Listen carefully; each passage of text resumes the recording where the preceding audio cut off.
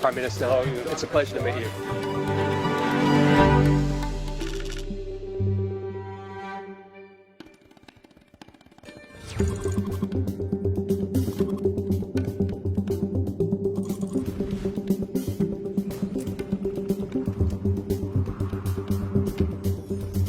Jonathan, you're in steamy Islamabad. You're about to interview the Prime Minister, Imran Khan, a former cricket star. Pakistan is squarely in the sights of the Biden administration right now. America is going to completely withdraw its military from Afghanistan by September the 11th. The question of whether Pakistan allows American special forces and CIA to base themselves in Pakistan could have really direct impacts on whether terrorism flourishes again in Afghanistan and ultimately comes back to hit America at home. Prime Minister Khan, the US military is finally withdrawing from Afghanistan after 20 years. Are you happy about that? Happy in one way, because there was never going to be any military solution in Afghanistan. Anxious that they are leaving. Without a political settlement, there's a possibility of civil war. What would a political settlement look like in your mind? A political settlement in Afghanistan would mean a sort of a coalition government, a government from the Taliban side and the other side. There is no other solution. Do you think the Americans made a mistake by saying we're getting out by September the 11th? Difficult, they have got themselves in such a big mess. They had to give some sort of time frame. But at the moment they gave a time frame, Taliban would have considered that a victory. How do you feel about the prospect of the Taliban effectively controlling Afghanistan? Are you happy to welcome them into the community of nations? As far as Pakistan is concerned, whoever represents the people of Afghanistan, we will deal with them. But what if they're not democratically elected? Does it not concern you on some level that this group of people is accumulating power right next door to you? Look, I'm not a spokesman for Taliban. For me to say, what they are doing or what they shouldn't be doing is pointless. In case Taliban go for an all-out victory, there is going to be incredible amount of bloodshed. And let me tell you, the country that is going to suffer the most after Afghanistan is going to be Pakistan. We already have 3 million Afghan refugees here. And this could lead another exodus. So that is our biggest concern. The Americans, before they leave, there must be a settlement. Let's talk about the relationship with the United States. The American CIA director, Bill Burns, made an unannounced visit here to Islamabad. Why?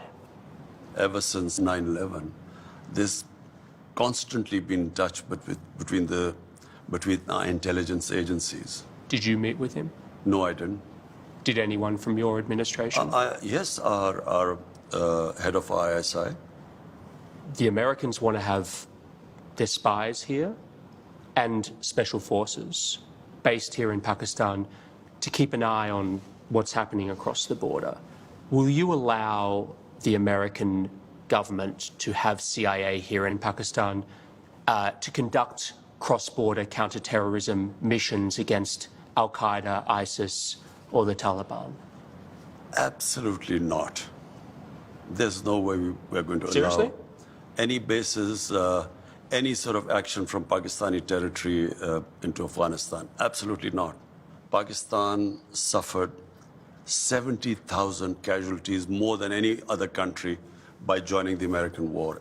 We cannot afford any more military actions from our territory. We will be partners in peace, not in conflict. The American military right now is discussing doing airstrikes potentially to support the Afghan forces against the Taliban. Would you allow the American Air Force to use your airspace for those airstrikes? We are not going to be part of any conflict anymore. But you haven't decided yet whether you'll let them use your airspace. This hasn't been discussed at all, so... What's your feeling about that? I don't know. We'll discuss this. Why would the Americans be using bombing Afghanistan after it hasn't worked for 20 years, why will it work again? Have you spoken to Joe Biden since he took office? No, I haven't. Is there a reason for that? Whenever he has time, he can speak to me. But at the moment, clearly, he has other priorities. What would you say to him if you had a meeting with him? The US has a big responsibility. Most powerful nation in the world. This is almost 1.4 billion people living in the subcontinent. We are held hostage. One dispute in Kashmir, a disputed territory, according to the United Nations Security Council resolutions, there should have been a plebiscite for the people of Kashmir to decide about their own future.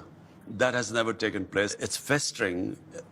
It can easily, if the Americans have the resolve, the will, this can be sorted out. Intelligence analysts say that Pakistan has the fastest growing nuclear arsenal anywhere in the world. I don't Why? think, I don't know where they've come up with this. Pakistan's nuclear arsenal is simply as a deterrent to protect ourselves. But you're growing it, not shrinking it. I'm not sure whether we are growing it or not because, Really? as far as I know, our nuclear, the only one purpose, it's not an offensive thing. Any country which has a neighbor 7 times the size as Pakistan has would be worried. Is your goal vis-a-vis India and Pakistan nuclear disarmament? I'm completely against nuclear arms. I always have been. We've had 3 wars against India. And ever since we've had nuclear deterrent, we have had no war between the two countries. We have border skirmishes, but we've never faced war.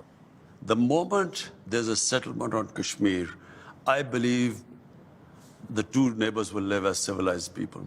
We will not need to have these nuclear deterrents. Last year, you wrote an open letter to leaders of Muslim states asking them to unite against Islamophobia, particularly in the West. Why did you feel the need to write that public letter? The problem is there's this big communication gap between the Islamic world and the Western societies.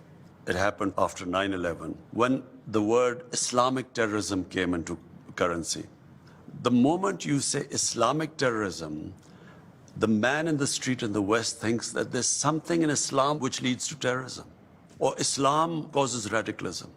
After 9/11, any time some terrorist act went on where a Muslim was involved, the entire 1.3 billion Muslims started becoming targets. Just across your border in Western China, the Chinese government has imprisoned more than 1 million Uyghur Muslims in re-education camps. The Chinese government has tortured Muslims, forcibly sterilized them, and they've destroyed mosques in Xinjiang and also punished Muslims for fasting, praying, even giving Muslim names to their children. Prime Minister, why are you so outspoken about Islamophobia in Europe and the United States, but totally silent about the genocide of Muslims in Western China? What our conversations have been with the Chinese, this is not the case, according to them. The evidence is just overwhelming. Whatever issues we have with the Chinese, we speak to them behind. China has been one of the greatest friends to us in our most difficult times. When we were really struggling, our economy was struggling, China came to our rescue. So we respect the way they are. And whatever issues we have, we speak behind closed doors. How come this is such a big issue in the Western world? Why are the people of Kashmir ignored? It is much more relevant. Compared to what might be going in the Uyghurs, 100,000 Kashmiris have been killed. There are 800,000 Indian troops which have literally, it's an open prison in Kashmir. 9 million Kashmiris are put there. Why is that not an issue? So I think it's hypocrisy. They've been a huge partner to you, China, but on some level, doesn't it make you feel sick to have to be quiet because of all this money they're putting into Pakistan? I look around the world, what's happening in Palestine, Libya, Somalia, Syria, Afghanistan. Am I going to start talking about everything? I concentrate on what is happening on my border, in my country. This is on your border.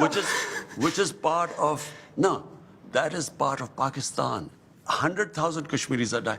That concerns me more. Because half of Kashmir is in Pakistan. This is a grotesquely large human rights atrocity. First of all, I'm not sure about that because our satellite conversations with the Chinese, this is not the picture I'm sure they tell that you comes that. from that side. So just to put a fine point on this, you are not in any way concerned about the Muslim Uyghurs in Xinjiang? Our discussions with Chinese will always be behind closed doors. You were asked about the epidemic of sexual violence and rape in Pakistan, and you acknowledged the seriousness of the problem, and you talked about Pakistan's strict laws. You were also quoted as saying that the practice of women wearing veils, quote, is to stop temptation. Not every man has willpower, you said. On increasing vulgarity, it will have consequences. And you were accused of rape victim blaming. How do you respond to that? It is such nonsense. I never said veils. This was never said. I said the concept of parda. Concept of parda is avoid temptation in the society. We don't have discos here. We don't have nightclubs. So it is a completely different society, way of life here. So if you raise temptation in the society to the point, and all these young guys have nowhere to go, it has consequences in the society. Do you think that what women wear has any effect, that's part of this temptation? If a woman is wearing very few clothes, it will have an impact on the men, unless they're robots. I mean, it's common sense. Yes, but is it really going to provoke acts of sexual violence? It depends which society you live in. If in a society people haven't seen that sort of thing, it will have an impact on them. If you grow up in a society like you, maybe it won't on you. This cultural imperialism, whatever is in our culture, must be acceptable to everyone else. It's not. But forgive me, like, when you were a cricket star, you know, you were seen as a playboy, you know, there were photos of you with your shirts off in your bedroom. Like, it's a bit rich for you to be criticizing this. This is not about me. It's about but you're the messenger. Jonathan, listen, it's about my society. My priority is how my society behaves, what reactions are caused in my society. So when I see sex crime going through the roof, we sit down, we discuss how we're going to tackle this. It is having an impact in my society. We have to do something about it. Thank you so much, Prime Minister. Okay. Really appreciate your time.